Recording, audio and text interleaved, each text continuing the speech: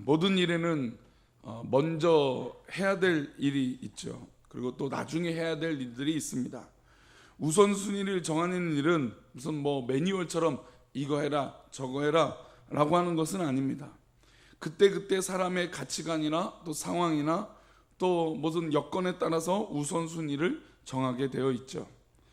그러나 우선순위의 문제를 어떻게 정하느냐에 따라서 일의 방향이 정해지게 되어 있습니다.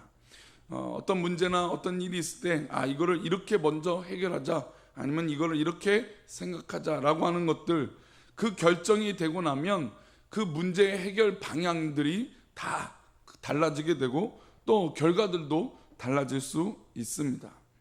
예를 들어서 축구를 하는데도 공격 위주의 전술을 가져갈 것인지, 아니면 수비 위주로 전술을 가져갈 것인지, 아니면 그 팀에 맞게끔, 아니면 그 팀의 선수에 맞게끔 그 전술을 짜다 보면 경기의 내용도 달라지고 결과도 달라질 수 있습니다. 또한 가정에는 정해진 수입이 있겠죠. 그 수입을 어떻게 쓰느냐, 또 그 가정의 가치관이 확연하게 드러나게 되어 있습니다. 우리가 살아가는 일상생활에서도 우선순위가 굉장히 중요합니다. 더불어 신앙생활은 어떨까요? 신앙생활에서도 마찬가지입니다. 내가 무엇을 중심에 두고 있는지, 또 내가 무엇을 어떻게 우선순위 두고 내 신앙의 중심을 가져가야 될지, 이런 중심의 판단들이 드러나는 모습, 그것이 바로 믿음의 가치가 성도들과 또 저와 우리 교회에 고스란히 드러나게 될 줄 믿습니다. 지금 우리 교회의 우선순위는 무엇일까요? 그래서 우리 교회의 우선순위가 지금 정해져 있기 때문에 많은 부분에서 다른 활동들은 제약을 하고 온전히 이 아침 기도회와 교회를 사랑하는데 우선순위를 두고 있습니다. 또한 오늘 본문의 여호수아는 이스라엘 백성들에게 하나님의 말씀의 우선순위를 두라고 분명히 말씀하고 있습니다. 그런데 이 말씀을 하기 전에, 여호수아가 이런 권면을 하기 전에 이 배경을 보면 23장과 24장 이 두 장의 말씀은 여호수아의 고별 설교입니다. 우리가 아시다시피 신명기에서 마지막에 달려갈수록 모세의 고별 설교가 있죠. 이것은 하고 저것은 하지 말라, 여호와의 말씀으로 중심을 둬라, 여호와의 말씀을 계속해서 익히 외워라, 말씀을 앞에 두어라 라고 하면서 계속해서 이 모세가 고별 설교를 했던 장면이 이 신명기 말씀 가운데 있습니다. 그와 마찬가지로 23장과 24장에서 여호수아가 이제 죽기 전에 고별 설교를 이 이스라엘 백성들과 장로들을 다 불러놓고 말씀을 전하고 있습니다. 어떻게 보면 어린 여호수아, 모세의 충신이었고 모세의 시종이라고 했었던 이 여호수아가 시작돼서 모세와 함께 했던 40년, 그 여정을 이 광야 생활에서 이겨내고, 이제 모세가 떠난 이후 이 가나안 토벌 전쟁, 징벌 전쟁, 하나님께서 진멸하라고 하는 이 가나안 전쟁을 사명으로 잘 감당했던, 어떻게 보면 불세출의 영웅이죠. 모세 이후에 이 리더십을 갖는다는 건 굉장히 쉬운 일이 아니었음에도 불구하고 모세 이후에 여호수아라고 하는 대단한 이 리더십을 갖고 또 하나님 앞에 쓰임받은 일꾼으로 살았던 영웅 같은 인물입니다. 그가 이제 인생을 정리하면서 이스라엘 백성들에게 남기는 말씀은 당연히 중요하겠죠. 이 중요한 말씀을 이스라엘 백성들이 우선순위 삼아라 라고 하는 말씀이 오늘 읽었던 6절과 7절입니다. 우리 두 절 말씀을 우리 읽어보겠습니다. 6절과 7절입니다. 그러므로 너희는 크게 힘써 모세의 율법책에 기록된 것을 다 지켜 행하라. 그것을 떠나 우로나 자로나 치우치지 말라. 너희 중에 남아있는 이 민족들 중에 들어가지 말라. 그들의 신들의 이름을 부르지 말라. 그것들을 가리켜 맹세하지 말라. 또 그것을 섬겨서 그것들에게 절하지 말라. 한마디로 말하면 하나님의 말씀을 중심에 두고 지금 살아가 있는 모든 방법을 해야 된다. 또한 이방 민족과 섞이지도 말고 또 어울리지도 말아라 라고 말씀하고 있습니다. 그런데 생각해 보면 이게 가능할까라고 하는 생각이 듭니다. 어떻게 그들 중에 들어가지 안 하겠습니까? 이방 민족과 어떻게 어울리지 않겠습니까? 지금 남아있는 이방 민족이 있기 때문이죠. 게다가 이방 민족이 자기들 가운데 종으로 살고 있는 이방 민족도 있습니다.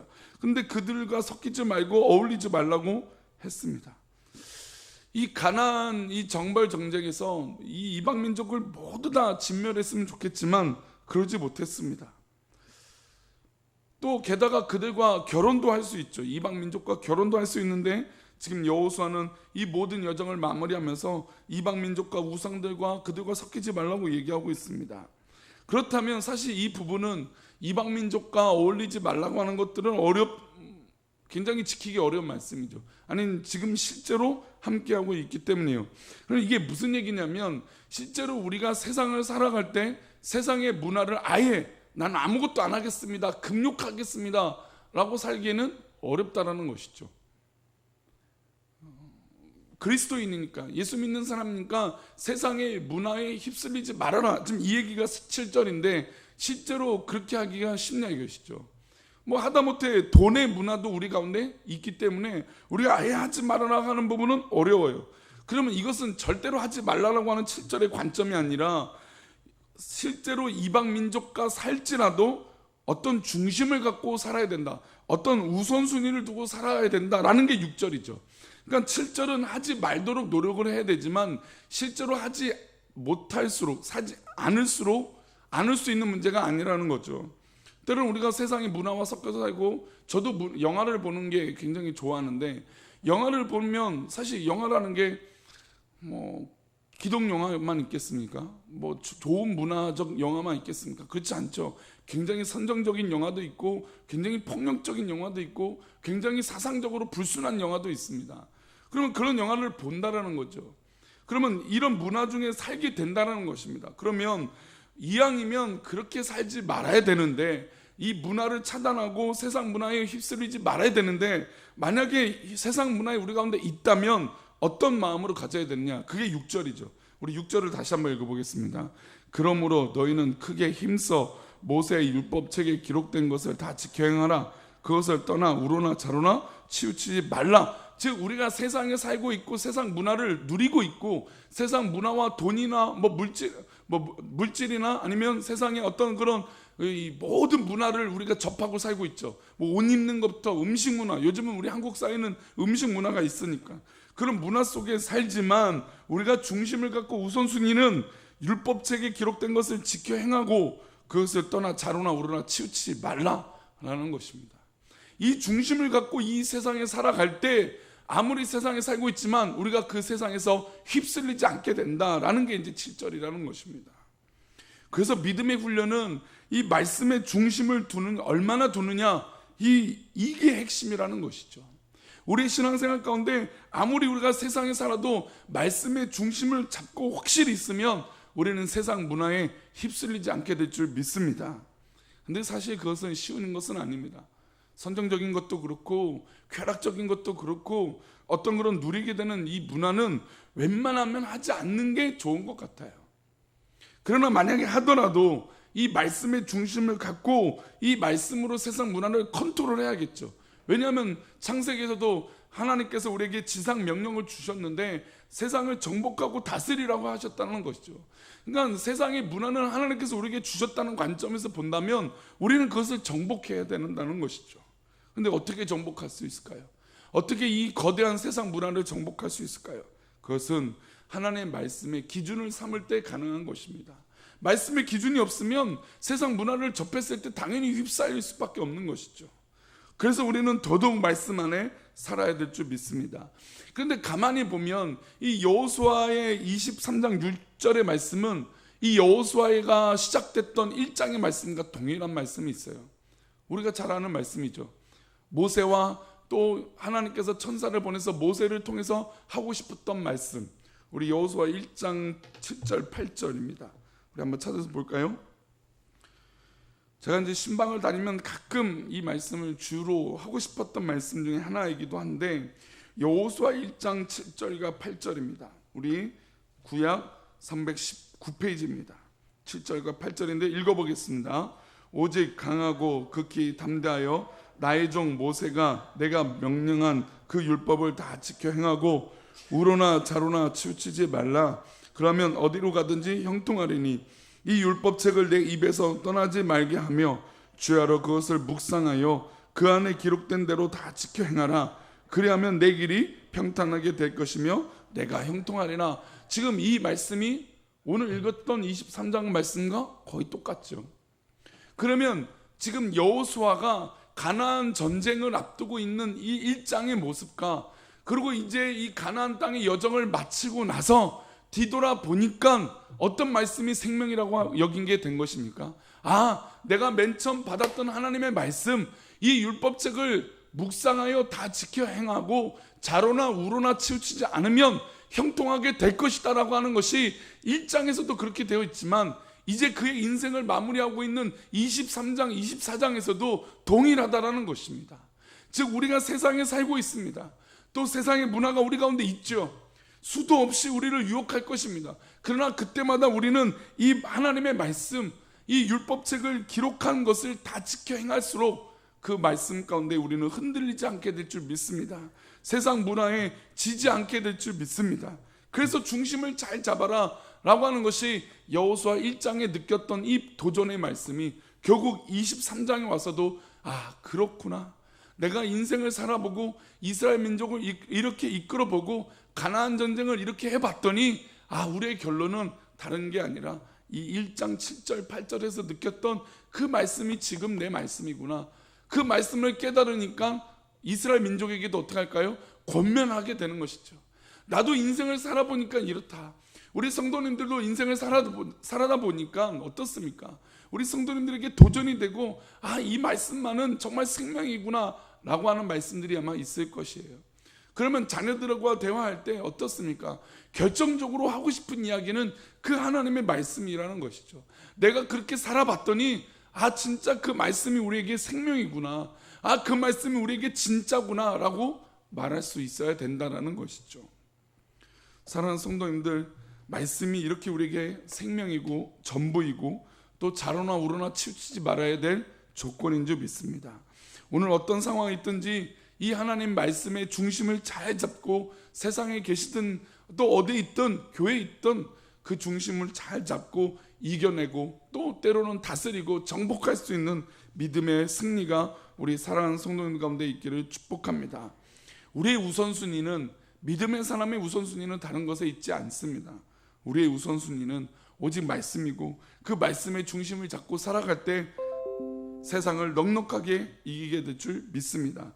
우리 맥체인 성경 읽기표 보겠습니다. 우리 마태복음 26장의 말씀입니다. 마태복음 26장 말씀.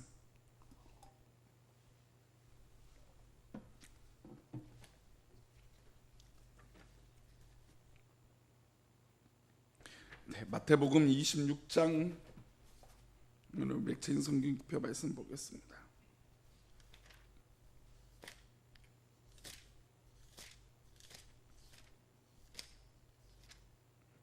마태복음 26장 7절부터인데요. 이 본문은 세상의 기준과 하나님의 문화, 세상의 기준과 하나님의 말씀의 중심을 갖고 있는 삶의 가치가 이렇게 다르다라고 하는 것, 그것을 보여주는 옥합을 깨트리는 장면입니다. 우리 성도님들 잘 아실 거예요. 우리 7절부터 한번 쭉 읽어보겠습니다. 우리 7절과 8절 말씀 읽어보겠습니다. 한 여자가 매우 귀한 향유 한 옥합을 가지고 나와서 식사하시는 예수의 머리에 부니, 예수님의 머리에 옥합을 깨뜨렸습니다. 이 옥합은 누가 봐도 귀한 옥합인지 다 알고 있어요. 8절입니다. 8절. 제자들이 보고 분개하여 이르되 무슨 의도로 이것을 허비하느냐. 그러니까 제자들의 관점은 지금 식사 시간을 방해했다는 관점이 문제가 아니에요. 어떤 게 문제입니까? 이 귀한 것을 허비했다라는 게 화가 난 거예요. 아니 이 귀한 옥합을 왜 깨뜨려? 라고, 아니 이게 돈이 얼만데? 라고 하는 관점이었다는 것이죠. 그래서 그들의 관점은 9절에 이렇게 나옵니다. 이것을 비싼 값에 팔아 가난한 자들에게 줄 수 있었겠거늘 하고는 이렇게 얘기하고 있습니다. 그러니까 즉 이 제자들의 관점은 아니 이 옥합이 얼마나 비싸고 좋은 건데 아니 이 비싼 것을 팔아서 가난한 사람 도와주면 얼마나 좋았겠냐. 이 얘기가 틀린 얘기입니까? 맞는 얘기입니까? 맞는 얘기죠. 이들의 입장에서는 맞는 얘기입니다. 참 이게 가치관이라는 게 이래서 어려워요. 대화라는 게 뭐 이것이 맞고 틀리다라는 게 100% 다 나와 있으면 참 좋아요. 우리가 누누이 제가 자주 요즘 그런 얘기를 듣지만 우리나라 법이라는 게 그냥 100% 이게 옳다 그르다 틀리다라고 딱 분명하게 딱 나오면 얼마나 좋습니까? 그러나 세상의 법이 그렇지 못하다는 것이죠. 아니, 믿는 사람에게 가치관에도 이렇게 차이가 있어요. 이들의 생각하는 게 틀렸다라고 말할 수 있겠습니까? 아니죠.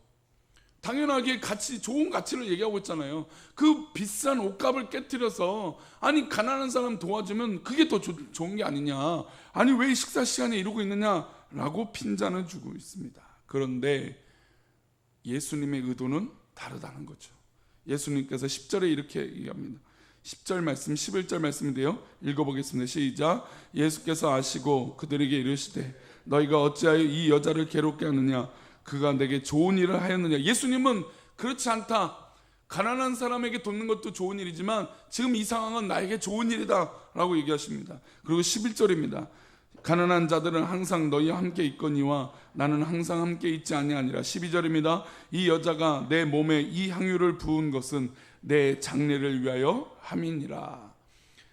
지금 이 옥합을 깨뜨린 건 예수님의 장례를 예표했던 거룩한 일이었다는 것이죠.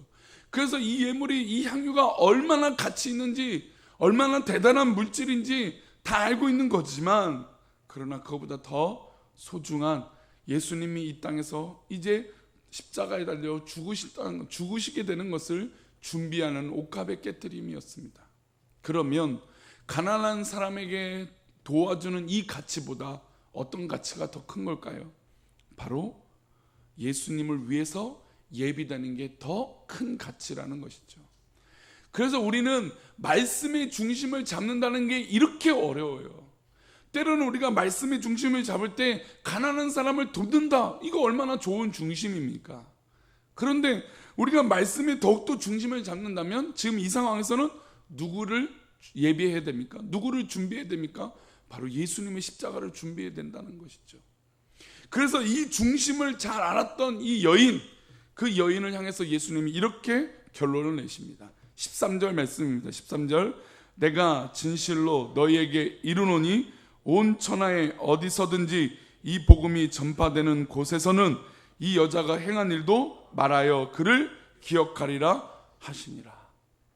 이게 바로 말씀의 중심을 잡은 여인의 결과예요.